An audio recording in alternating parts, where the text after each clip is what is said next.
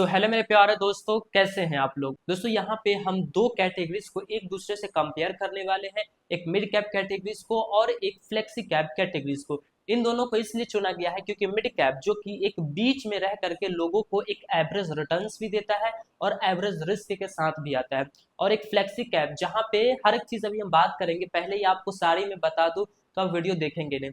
चलिए बिना देर के वीडियो को हम शुरू करते हैं। चैनल पे आप नए हैं तो हमारे इस चैनल को वारिस तो फ्रेंड्स को सब्सक्राइब कीजिए फ्रेंड्स सभी वीडियोस को देखने के लिए।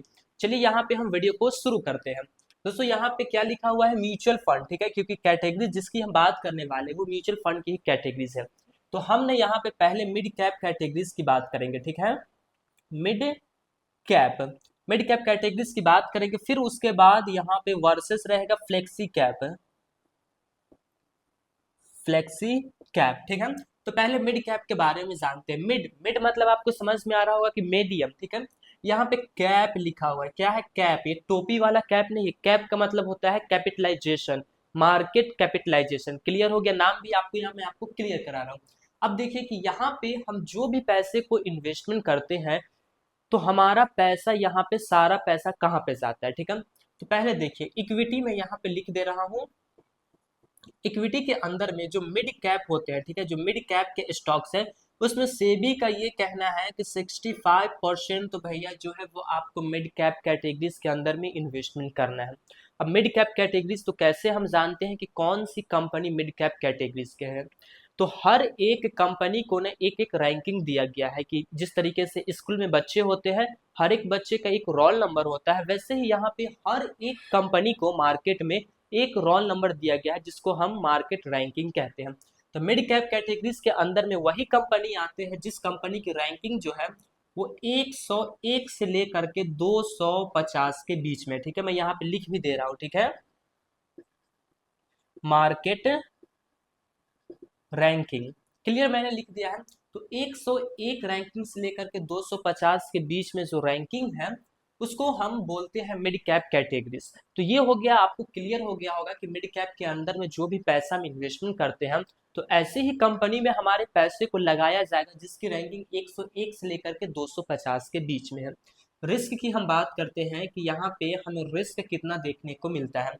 तो ना मिड कैप कैटेगरी से एक बड़ा भी होता है लार्ज कैप कैटेगरी जो कि इससे बड़ा होता है, ठीक है। और एक होता है स्मॉल कैप कैटेगरी जो कि मिड कैप कैटेगरी से छोटा होता है। तो लार्ज कैप जो है उसमें रिस्क है लेकिन लो रिस्क है, ठीक है। मिड कैप है तो लार्ज कैप से ज्यादा रिस्क जो है वो यहाँ पे मिड कैप में है, और सबसे ज्यादा जो रिस्क है वो है स्मॉल कैप के अंदर में। तो यहाँ पे ना आप बोल सकते हैं कि मीडियम रिस्क है, ठीक है, मीडियम रिस्क आपको देखने को मिलता है। वही रिटर्न्स की अगर हम बात करें तो कैसा रिटर्न्स है, देखिए यहाँ पे मैं लिख देता हूँ रिटर्न्स। रिटर्न्स की अगर हम बात करें तो एग्जैक्ट रिटर्न्स आपको कोई कभी भी नहीं बता सकता है, और कोई बताता भी है कि ये इतना रिटर्न्स देता है तो समझिए कि वो झूठ बोल रहा है, क्योंकि मार्केट कब कैसा रहेगा हम एक अंदाजन बताते हैं कि पास्ट में इतना मिला है उस हिसाब से हम बताते हैं। एवरेज अगर देखा जाए कि कितना का ये रिटर्न्स लोगों को बना करके दे रहा है तो आप मान के चलिए कि 16% से लेकर के 20% के आसपास का ये जो रिटर्न्स है ये मिड कैप कैटेगरीज हमें बना करके दे रहा है। अभी हम फंड की भी बात करेंगे कि मिड कैप कैटेगरीज में अगर आपको इन्वेस्टमेंट करना है तो कौन सा फंड आप ले सकते हैं। तो एग्जांपल के लिए मैं आपको एक फंड बताता हूं जो कि फंड हमारा HDFC का है, ठीक है। HDFC का मिड कैप कैटेगरीज का फंड मैंने आपके लिए यहाँ पे बताया, mid cap opportunities fund. Fund का ये नाम है, अगर आप जाना चाहें तो इस फंड के अंदर में जा सकते हैं हम। इसका ऑल ओवर रिटर्न जो हमें देखने को मिलता है वो है 22.90% का, ठीक है। मैंने यहाँ पे 20% इसलिए कहा है क्योंकि मैं जो फंड आपको बता रहा हूँ ये सबसे अच्छे फंड है जो कि आज अच्छे रिटर्न्स बना करके दे रहे हैं, लेकिन एवरेज जो मिड कैप कैटेगरीज के हैं वो इन्हीं के आसपास का रिटर्न्स आपको बना करके देते हैं। तो मिड कैप कैटेगरीज आपके सामने में क्लियर हो गया होगा, ठीक है। अब हम बढ़ते हैं फ्लेक्सी कैप की तरफ। इतना ताम झाम जो हमने यहाँ पे लिखा है वो फ्लेक्सी कैप के अंदर में कुछ भी नहीं है। पहले आप समझिए कि मार्केट कैपिटलाइजेशन, यहाँ भी आपको कैप देखने को मिल रहा है, ठीक है। तो कैप का मतलब हमने आपको समझाया कि मार्केट कैपिटलाइजेशन होता है। यहाँ पे आप मान के चलिए कि लार्ज कैप, ठीक है, लार्ज कैप, मिड कैप यहाँ पे भी आपको देखने को मिल गया है, ठीक है।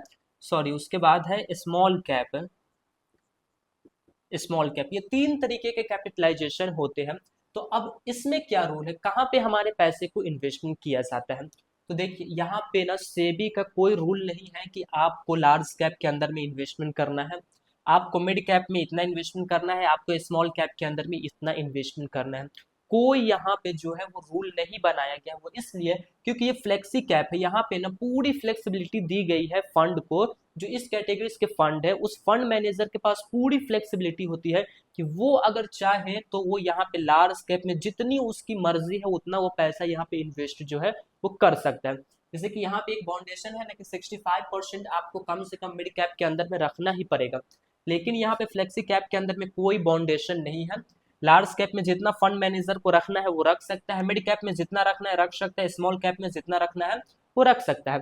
एग्जाम्पल के लिए मान के चलिए कि फंड मैनेजर जो है वो 80% लार्ज कैप के अंदर में रखता है, ठीक है, और बाकी का जो 20% बचता है वो मान लीजिए मिड कैप के अंदर में वो 15% कर देता है, और 5% जो बच रहा है वो यहाँ पे कर देता है। एक नॉर्मल फंड मैनेजर की मैं बता रहा हूँ।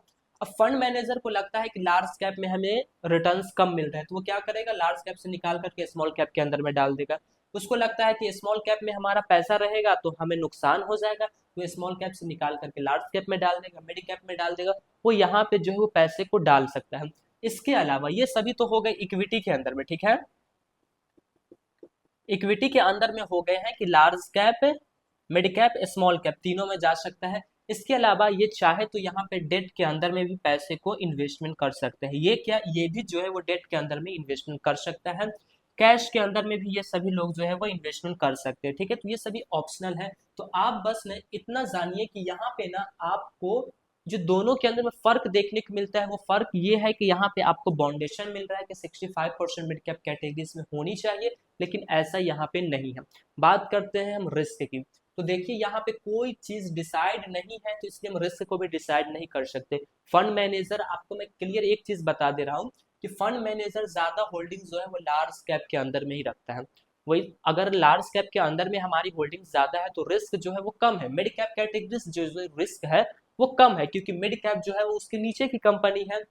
लार्ज कैप कहने का मतलब कि एक रैंकिंग से लेकर के 100 रैंकिंग के बीच में जो भी कंपनी हो लार्ज कैप के अंदर में आएगा। मिड कैप के बारे में मैंने आपको बता दिया है। और स्मॉल कैप की बात करें तो 251 से लेकर के 500 रैंकिंग वाले कंपनी जो है तो स्मॉल कैप के अंदर में है। अब हाँ, इसकी मैं आपको रिटर्न्स बता सकता हूँ कि इस टाइप की कैटेगरीज आज के वक्त में कैसा रिटर्न्स लोगों को बना करके दे रहे हैं, और फंड भी मैं आपको बताऊंगा। तो चलिए यहाँ पे आप जान लीजिए कि रिटर्न्स जो है वो कितना का हमें यहाँ से बना करके मिल रहा है। तो एवरेज रिटर्न्स आपको लगभग लगभग मिड कैप कैटेगरीज के जितना ही देखने को मिल रहा है। यहाँ पे मैंने 16% आपको बताया था, 16% से आप 20% यहाँ पर भी लेकर के चल सकते हैं। मैंने आपको इसीलिए तो ये दोनों वर्सेस में आया है, क्योंकि दोनों जो है वो एक ही कैटेगरीज का जो है वो रिटर्न्स बना करके दे रहे हैं। है अलग अलग कैटेगरीज के, लेकिन रिटर्न्स की जो कैटेगरी मिलती है वो दोनों की सेम कैटेगरी से। अब हम बात करते हैं कि फ्लेक्सी कैप के अंदर में कौन सा फंड है जो आज के वक्त में अच्छा कर रहा है। दोस्तों इस फंड के बारे में कई बार बता चुका हूँ, ठीक है, तो मैं आपको बता रहा हूँ पराग पारिक का, ठीक है, पराग पारिक का फ्लेक्सी कैप फंड। कई वीडियोस मैंने इस फंड के बारे में बनाए हैं जो कि मुझे काफी अच्छा ये फंड लगता है, क्योंकि आज के वक्त में अच्छा परफॉर्मेंस कर रहा है। और ये जो रिटर्न्स लोगों को बना करके दिया है आज के वक्त में, जो ऑल ओवर रिटर्न्स बना करके ये फंड जो दे रहा है वो 21% का रिटर्न से भी ज्यादा रिटर्न्स में मिल रहा है। 21% पॉइंट जो है वो 023 इसी टाइप का आपको रिटर्न्स देखने को मिलता है। तो मैंने यहाँ पे आपको समझाने की कोशिश की है कि मिड कैप कैटेगरीज के अंदर में आप पैसे इन्वेस्टमेंट करेंगे तो आपके पैसे को कहाँ लगाया जाता है, फ्लेक्सी कैप कैटेगरीज के अंदर में पैसे आप निवेश करते हैं तो आपके पैसे को कहाँ लगाया जाएगा। तो आपको इस वीडियो को देखने से थोड़ा बहुत बेसिक चीज तो जो है वो आपको पता चल गया होगा कि हमारे पैसे को किन किन जगहों पे लगाया जा रहा है और कहाँ कहाँ पे हमें क्या चीज देखने को मिल रहा है। वीडियो अगर पसंद आई हो तो वीडियो को लाइक कीजिए और चैनल को सब्सक्राइब जरूर कर लीजिए, ताकि इस तरीके के वीडियोस आपको मिलते रहें। फिर मिलेंगे दोस्तों एक नए वीडियो में, तब तक के लिए जय हिंद जय भारत।